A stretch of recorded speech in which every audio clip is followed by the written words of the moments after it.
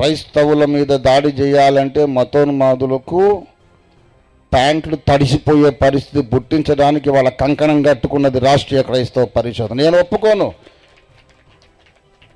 Doctor స్వామి గారిని ఎవరు కొట్టారో వాళ్ళని ఎవరు వదిలిపెట్టినా నేను వదిలిపెట్టను. నా శిష్యులు వదిలిపెట్టరు, నా సైన్యం వదిలిపెట్టదు. సమాజం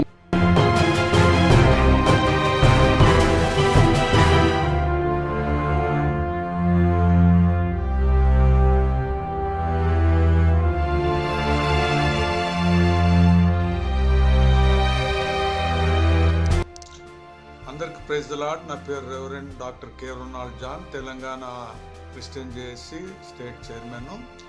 మరి డాక్టర్ స్వామి గారిపై ఏదైతే దాడి జరిగిందో దాన్ని తీవ్రంగా ఖండిస్తున్నాం. మేము ప్రతి ఒక్కరం కూడా క్రైస్తవ సమాజం మొత్తం కూడా మరి దీన్ని ఖండించాలి. క్రైస్తవులందరూ కూడా ఐక్యత కలిగి మరి ఏకమై దీని గురించి పోరాడాలి. ఇలాంటి దాడులు మరి భారతదేశంలో మరి తెలంగాణలో ఎన్నో జరుగుతున్నాయి కాబట్టి మనమందరం ఏకంగా పోరాడితేనే వీటిని ఎదుర్కోగలుగుతాం. ఎవరంతకు వాళ్ళు ఉంటే దీన్ని ఇవి ఇలాగనే జరుగుతూనే ఉంటాయి. కాబట్టి క్రైస్తవుల మీద డాక్టర్ కేఏ స్వామి సువార్థికుల మీద జరిగినటువంటి దాడిని క్రైస్తవ సమాజం అందరం కూడా దీన్ని ఖండిస్తూ ఉన్నాము. దీనిలో మరి ఈనాడు జరిగినటువంటి ఈ యొక్క దుశ్చర్యాన్ని బట్టి క్రైస్తవ మనోభావాలు ఎంతగానో దెబ్బతిన్నాయి. రాష్ట్ర వ్యాప్తంగా క్రైస్తవులందరం కూడా ఒకటై మరి ఇటువంటి దాడులను మేము నిరసిస్తూ అందరం ఒకటిగా ప్రభుత్వం దృష్టికి, అధికారుల దృష్టికి తీసుకెళ్ళి మరి రాజ్యాంగబద్ధంగా మాకు రావాల్సినటువంటి మత స్వాతంత్రపు హక్కు మా అందరికీ చెందాలని మేము దీని కొరకు మరి మా వాయిస్ను లేవనెత్తుతున్నాం, తెలుస్తూ ఉన్నాం. జహీరాబాద్ క్రైస్తవ సమాజం పక్షంగా దీన్ని ఖండిస్తూ ఉన్నాం. మరి ఈనాడు ఉన్నటువంటి క్రిస్టియన్ ఆర్గనైజేషన్స్ అన్నీ కూడా మరి తెలంగాణ క్రైస్తవ ఐక్యవేదిక ఏమి, రాష్ట్రీయ క్రైస్తవ పరిషత్ ఏమి, రాష్ట్రీయ మరి క్రైస్తవ సమైక్య తెలంగాణ క్రిస్టియన్ జేఏసీ ఇవాటి అన్నిటి తరపున మేము మరి యొక్క కార్యక్రమంను మనం ఖండిస్తున్నాం. వాళ్ళు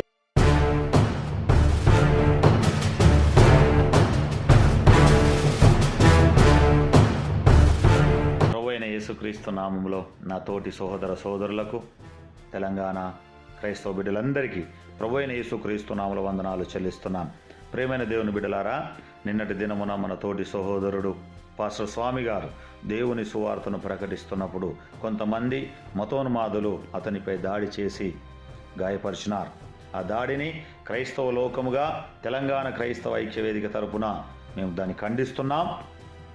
ఎవరైతే దాడి చేసి గాయపరిచినారో వారిని వెంటనే ప్రభుత్వము పట్టుకొని చట్టపరమైన శిక్ష వారికి విధించి ఇటువంటి దాడులు ఇక ఎన్నడూ కూడా జరగకుండా ఉండులాగున తెలంగాణ ప్రభుత్వము ఒక గట్టి చట్టము తీసుకొని వచ్చి క్రైస్తవులకు భరోసా కల్పించులాగున మనమందరము ఏకతాటిపైకి వచ్చి ఒకే కుటుంబము, ఎవరికి అన్యాయం జరిగినా క్రైస్తవ లోకమంతా ఒకటే అని ప్రభుత్వాలకు చట్టాలకు తెలియజేయలాగున మనమందరం ఏకమవుదాం.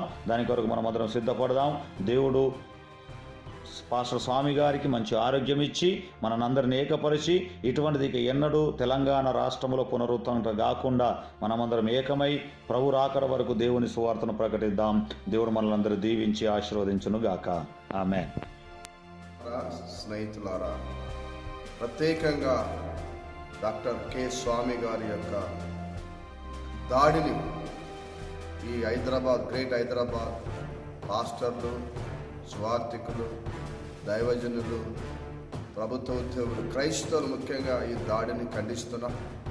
ఎప్పుడు కూడా ఎన్నడూ కూడా ఆయన బలవంతంగా మత ప్రచారం అన్నారే, అది చేయనే లేదు. అవును, బైబిలు చేతుల్లో ఉంటే తప్పేంటి? ఇంతవరకు ఇప్పుడు స్వామి డాక్టర్ కె స్వామి ఆంజనేయ స్వామి గారిని క్రైస్తవ వ్యతిరేక దుండగులు ఆయనను హింసించారు. అయితే ఆయన మాట్లాడిన మాటలో చట్టములో కనీసము మత స్వేచ్ఛ లేదని మాట వాడాడు. మరి ఏ సంస్థనో మరి వాడు భారతదేశంలో ఉన్నాడో బయట దేశంలో ఉన్నాడో గురించి కావలసినటువంటి సదుపాయాలు కూడా అందజేయాలని, వాడిని ఎవరైతే దుండగులు అడ్డగించారో వారిని కూడా అరెస్ట్ చేయాలని కోరుకుంటూ ఆర్కేపీ నుంచి మేము ముందు జరిగితే మాత్రం సహించం. ఎందుకంటే మాకు ఒక బుద్ధి నేర్పించారు. మతాన్ని రక్షించుకోవాలంటే వేరే మతాలపై దాడి చేయాలనేది నేర్పిస్తున్నారు మాకు. కానీ తీవ్రంగా ఉంటుంది. మేము కూడా నేర్చుకుంటే